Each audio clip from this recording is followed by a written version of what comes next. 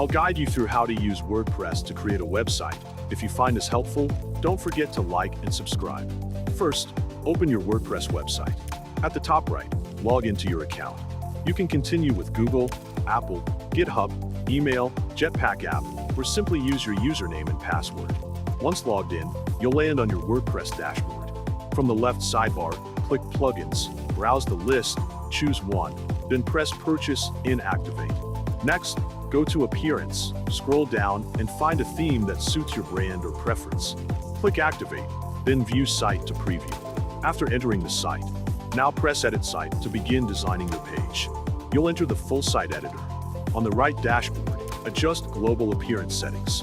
On the top left, click the plus button to open the design panel. Under blocks, you can add text, images, buttons, columns, widgets, themes, embed content, and many others. You can customize it yourself.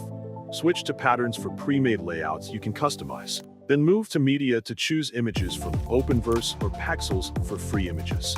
Back in the left dashboard, you can customize to manage navigation, styles, pages, templates, and patterns.